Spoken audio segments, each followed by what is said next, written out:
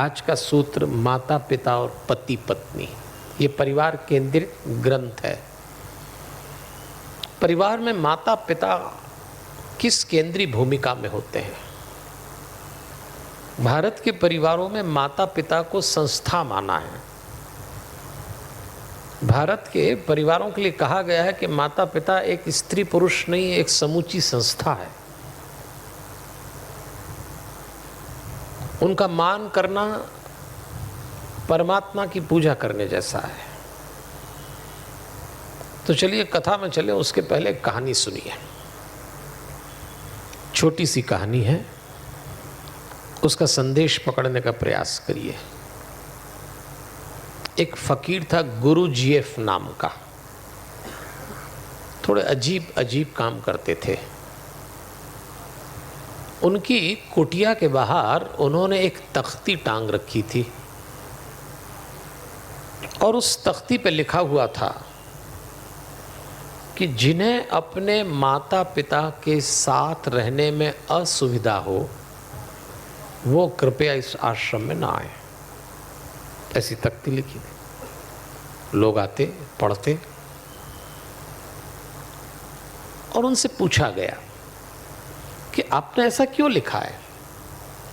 आप तो साधु हैं, ब्रह्मचारी हैं, न आप माता पिता हैं न आपके माता पिता के पते, फिर आपने ऐसा क्यों लिखा है? आप क्या माता पिता की रक्षा के लिए कोई संस्था चला रहे हैं? तो गुरु जीएफ का जो जवाब था वो हमारे काम का है। उस फकीर ने कहा, मैंने अपने माता पिता तो नहीं देखे और मैं माता पिता नहीं बना, लेकिन मैं लगातार परमात्मा की आराधना में लगा हूं। भक्त को अहंकार गिराना आना चाहिए, और जब कोई व्यक्ति अपने माता पिता के साथ रहता है तो उसको अपना अहंकार गिराना पड़ता है। अहंकार के साथ बड़े बूढ़ों के सेवा हो ही नहीं सकती।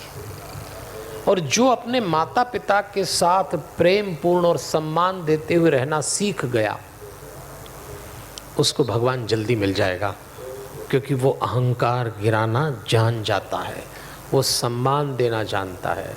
और जिसने माता पिता को सम्मान नहीं दिया, जिसको माता पिता के साथ रहते हुए असुविधा होती हो, जिसको लगता है मेरे जीवन में इनकी भूमिका दबावपूर्ण है, क्योंकि माता पिता के साथ रहने में आज्ञा पालना पड़ती है, बूढ़े हो जाएं तो उन्हीं को पालना पड़ता है, कई तरह के शारीरिक दोष का निराकरण करना पड़ता है, आपके युवा जीवन की स्वतंत्रता में बाधा भी पड़ सकती है, आपके मनोविनोद खंडित हो सकते हैं, क्योंकि घर में माता पिता की सेवा करना है।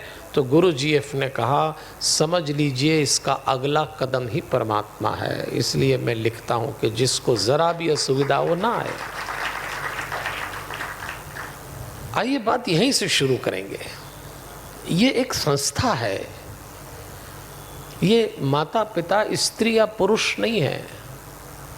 जिन्होंने हमें जन्म दिया हो वो केवल जन्मदाता नहीं है, वो एक झरोखा है जहां से भगवान झांका जा सकता है।